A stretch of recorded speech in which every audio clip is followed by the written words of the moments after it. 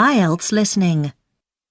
You will hear a number of different recordings, and you will have to answer questions on what you hear. There will be time for you to read the instructions and questions, and you will have a chance to check your work. All the recordings will be played once only. The test is in 4 sections. Write all your answers in the listening question booklet. At the end of the test, you will be given 10 minutes to transfer your answers to an answer sheet. Now turn to Section 1 on page 2 of your question booklet.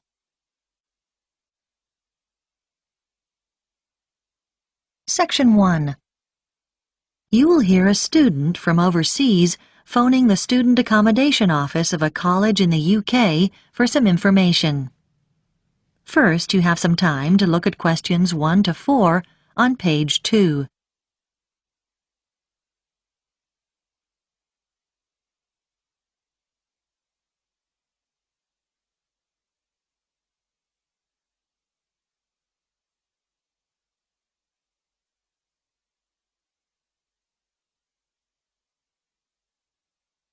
You will see that there is an example that has been done for you. On this occasion only, the conversation relating to this will be played first. College Accommodation Bureau, Darren speaking. How may I help you? Oh, good morning. I'm starting at the college in September and I need to find some accommodation. Right. Well, there are various options. The first one is to stay in college accommodation. That'd be a single room. The first type of accommodation is a single room in the college, so single room has been written in the space. Now we shall begin. You should answer the questions as you listen, because you will not hear the recording a second time. Listen carefully and answer questions 1 to 4. College Accommodation Bureau, Darren speaking. How may I help you? Oh, good morning. I'm starting at the college in September and I need to find some accommodation. Right. Well, there are various options. The first one is to stay in college accommodation. That'd be a single room. How much would that cost? Well, it depends. For a standard room, you're looking at £3,276 for the year. That's just for a room with wash basin. Or £3,834 if you want an ensuite. That's with your own small bathroom. I see.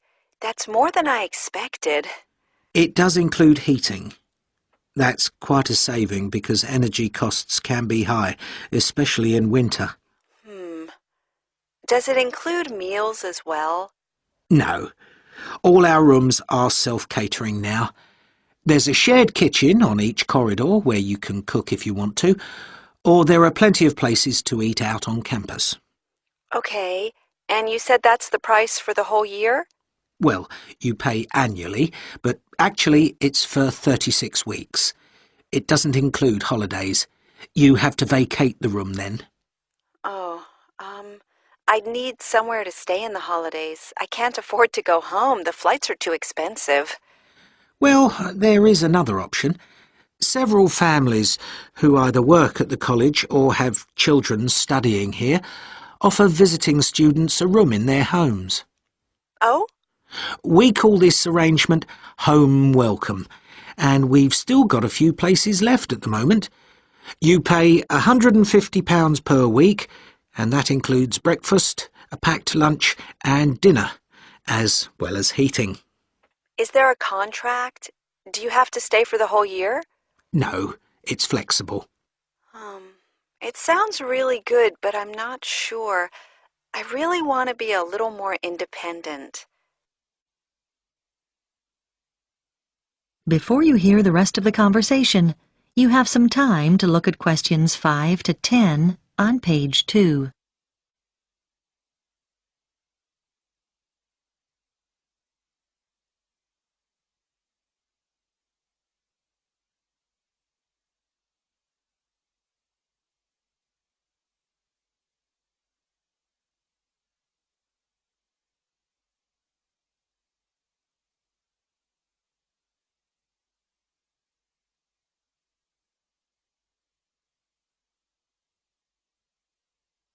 Now listen and answer questions 5 to 10.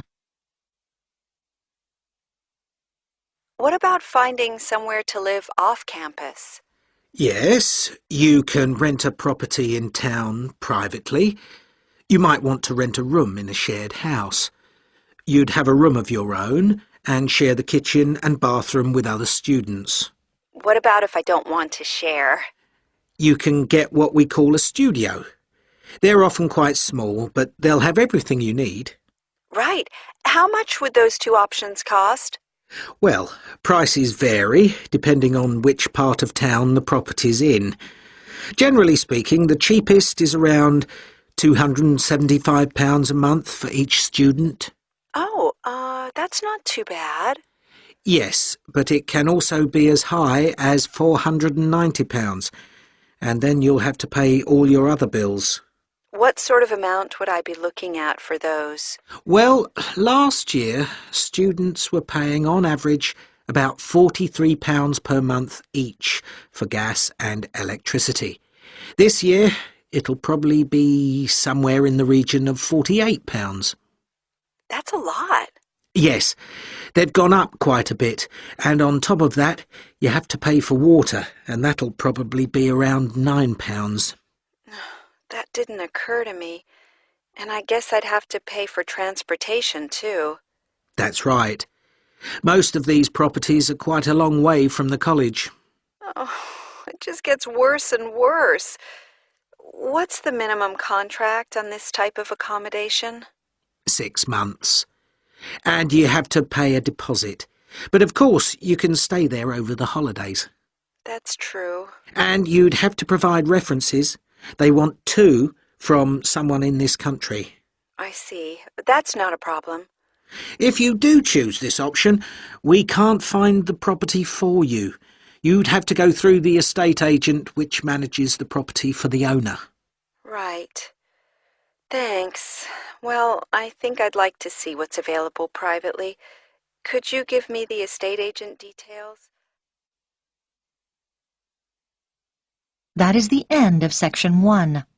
You now have half a minute to check your answers.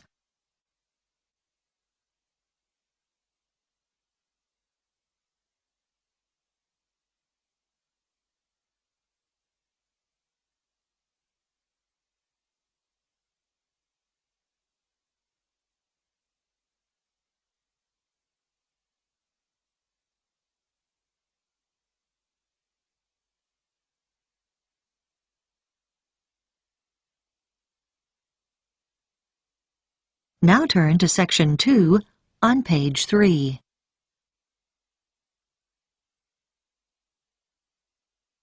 Section 2. You will hear an audio guide introducing visitors to a museum. First, you have some time to look at questions 11 to 15 on page 3.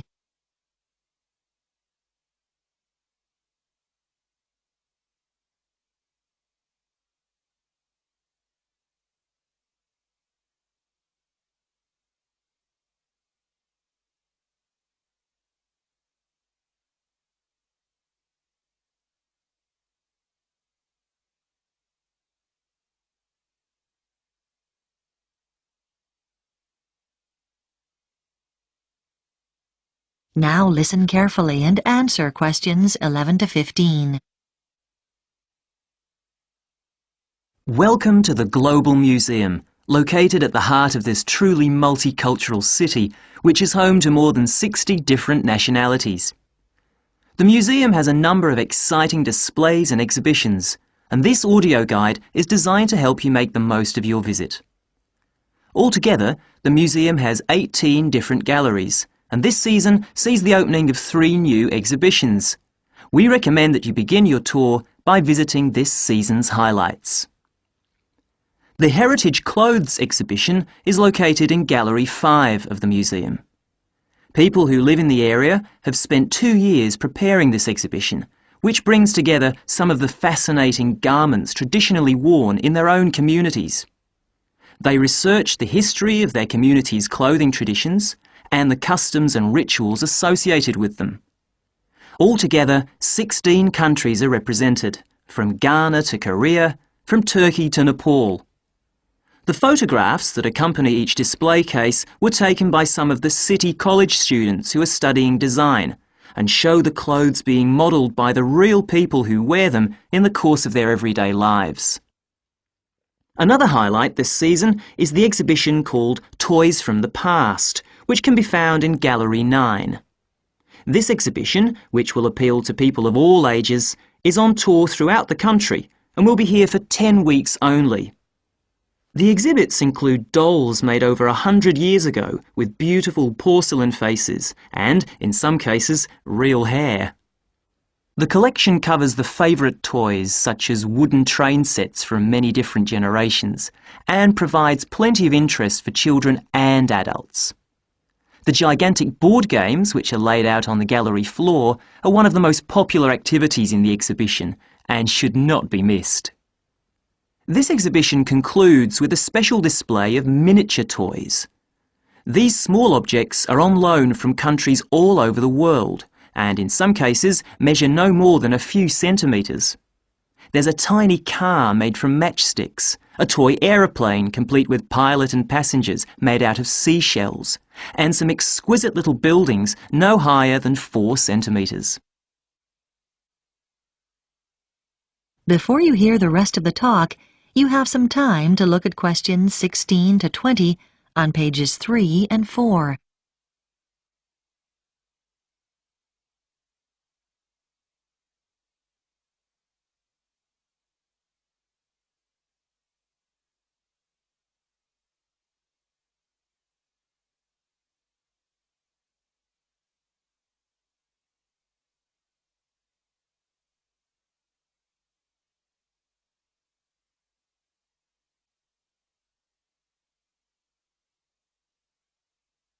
Now listen and answer questions 16 to 20.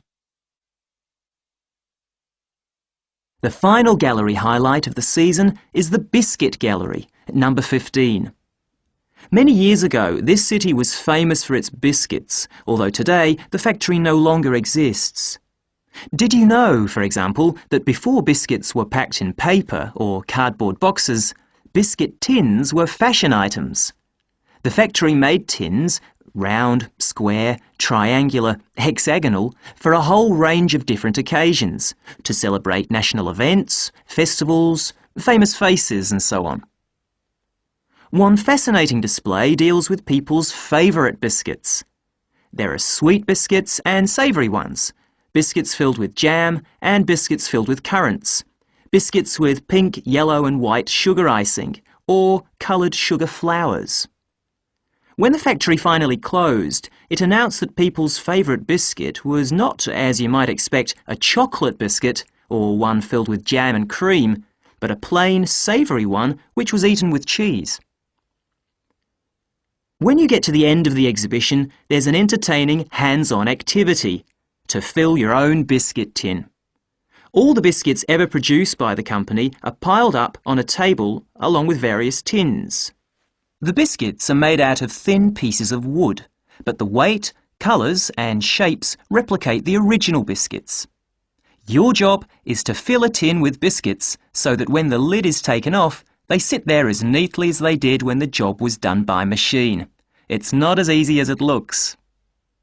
If you would like to buy a memento of your visit, there is a museum gift shop selling postcards, souvenirs and handmade pottery next to the information desk on the ground floor. And finally, if you don't want to carry your coats and bags around with you during your visit, please make use of the free lockers provided by the museum. Enjoy your visit. That is the end of section 2. You now have half a minute to check your answers.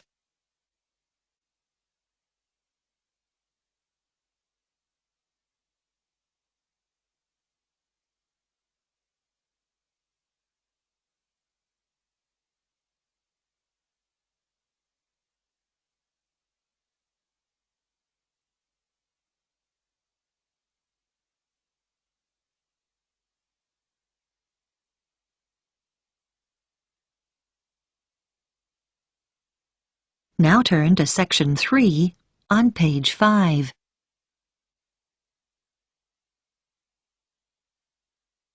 Section 3. You will hear a discussion between a student called Helen and her tutor about an assignment that Helen is working on. First, you have some time to look at questions 21 to 24 on page 5.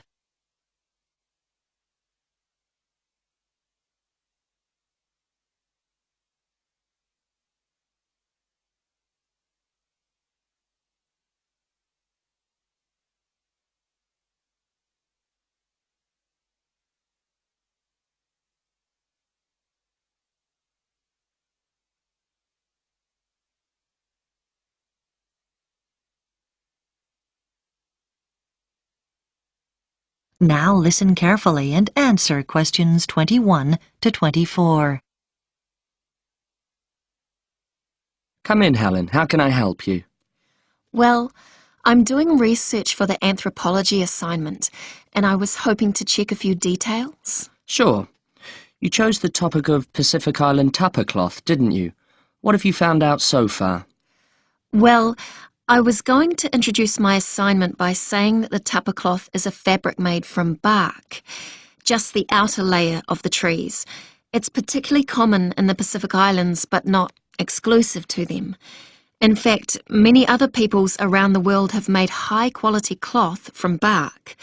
But what sets Pacific tapa apart is the incredible variety of roles it's played in this region. Yes, nice introduction, though I think you could be more specific regarding dates. Okay, so what about the raw materials used? Well, tapa cloth is made from several species of tree. In the Pacific, the paper mulberry tree is most common, but it doesn't thrive in all conditions. In fact, it wasn't originally found in the islands, but was carried in their canoes by the first migrants. Tapa is also made from the breadfruit tree, which is convenient because its fruit is a staple food. The paper mulberry tree is only grown for tapa making, though. Yes, that's good. Now, what about the Maori people here in New Zealand? But the Māori don't make tapa now. That's right, and you need to account for it. We know that when Maori migrated here from the other Pacific Islands, they were prepared to make tapa because they brought the paper mulberry tree with them. The thing was, after they'd been in New Zealand a bit, they found the flax plant, which is superior to tapa because it makes a stronger fabric. By the time Europeans arrived in the 18th century, Maori were making all their fabric from flax and had been for some time. Okay. So, with the production process itself, first the inner bark is beaten with wooden hammers to soften the fibres. Then the different pieces are glued together using an adhesive paste made from the arrowroot tuber. This is the only way to fabricate large pieces of cloth because bark strands are too fine to be woven together and stitching isn't strong enough. Before you hear the rest of the discussion, you have some time to look at questions 25 to 30 on page 6.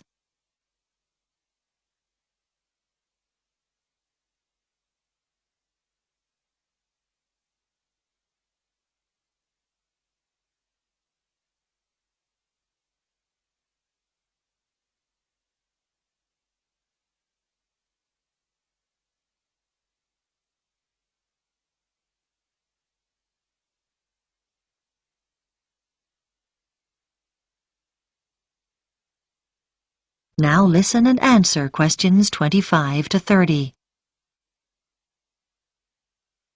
So now you need details about different countries. Where would you start? I think Samoa is the obvious place. It's famous for its very fine cloth called siapo, which is hand-painted with representations of the ancestors. Still today, at the most profound events in life such as births, funerals, weddings, and the investiture of chiefs, Samoans wear siapo robes to add significance and meaning to the ceremony. Okay, then I could talk about Tonga. It seems to me that the great innovation in Tonga has been developing a simple, coarse cloth which is quick and easy to make. This is suitable for all sorts of everyday functions around the house like bed covers, mosquito nets and curtains. Good point. Now, what about Cook Islands tapa? Well, the soil there is poor quality, so the breadfruit tree is often used. One type of thick cloth called tikoru was wrapped around the poles and used to mark the entrances to places of worship, so it was highly regarded in local culture. You might mention Fiji as well, which is interesting because tapa was actually used as a currency there. Fijians used to sail between the islands and exchange tapa for other commodities like canoes or pigs. I know that in Tahiti the tapa cloth is different because the patterns are in colour, which is considered more valuable than the usual brown patterns. You're right about the Tahitians using coloured pigments, but they aren't more valuable. The colours are only a decoration. People enjoy wearing bright robes, especially for dancing and competitive games, and do it just for fun. Oh, I'll make a note of that. Well, the last place I was going to mention was Tikopia. Even today it's commonplace to see people wearing clothes made of tapa cloth. In many of the other islands, the tapa only comes out on special occasions, but here you see people working in the gardens wearing tapa. Sounds promising, Helen. I'll look forward to reading your assignment. That is the end of Section 3. You now have half a minute to check your answers.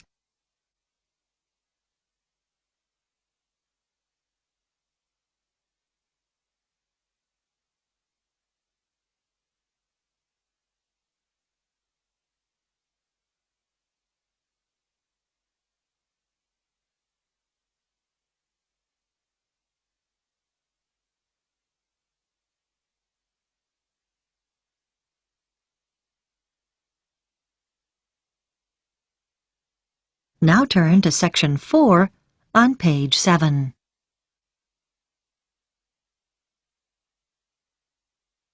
Section 4. You will hear part of a talk about research into learner persistence given by a university lecturer to her colleagues. First, you have some time to look at questions 31 to 40 on pages 7 and 8.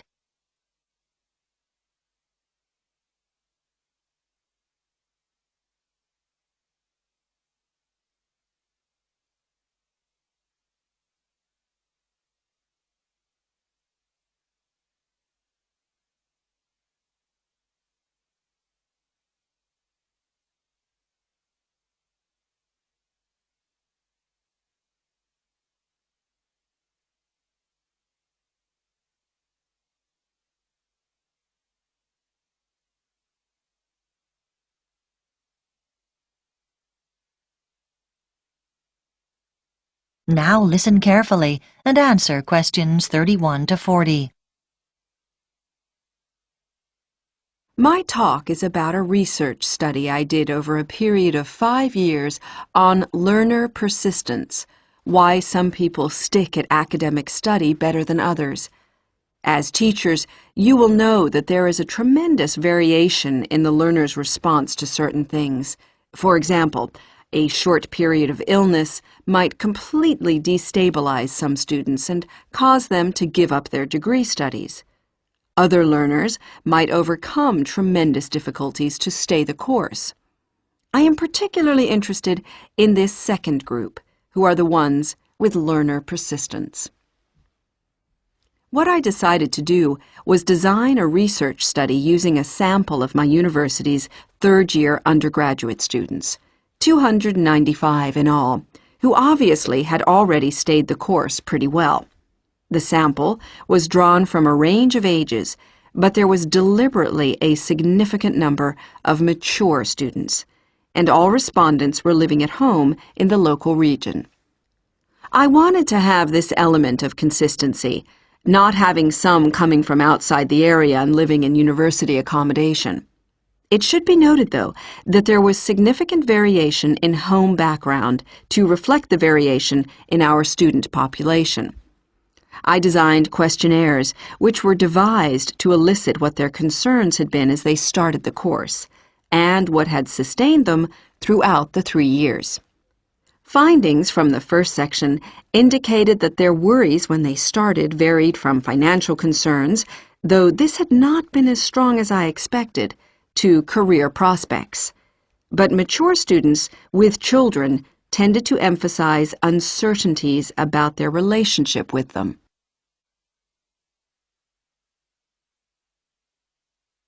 The second section of my questionnaire looked at learner persistence under three main headings: social and environmental factors, other factors, and intrinsic or personal characteristics. I identified three levels of importance for each of these. At the first level, those points identified by participants as most important in learner persistence. For social factors, many respondents said how crucial it had been to have good support. Though there was no one specific source, it could be family or friends. As regards other factors, students are heartened not so much by high grades, but by what they regard as success in study. And for personal characteristics, many respondents reported that they took pleasure in challenge and that this was regarded as very significant. At the second level of importance, in the first category, a sizable percentage talked about the fact that they had enjoyed themselves in school as an important social factor. In the second column, other factors, a number of people said that what was of most importance was decent health. This had a fairly strong influence on their persistence in their studies. And then, under the heading of personal characteristics, there were quite a large percentage of respondents who mentioned they felt it was important to have lots of interests in their everyday lives. This gave them a depth and sense of perspective, which less persistent learners might lack. And then, on to the third level. Under social factors, several respondents talked about good relationships with their tutors. For other factors, they mentioned lack or absence of any problems in their families. And finally, under column 3, they identified an ability to juggle several roles, what we might call their capacity for multitasking. Now, these findings obviously helped inform the design of activities, as I mentioned. But in addition, a number of further recommendations emerged. Firstly, I propose that the department distributes questionnaires to first-year students to help get an idea of their maturity when starting the course. This is really our overriding concern.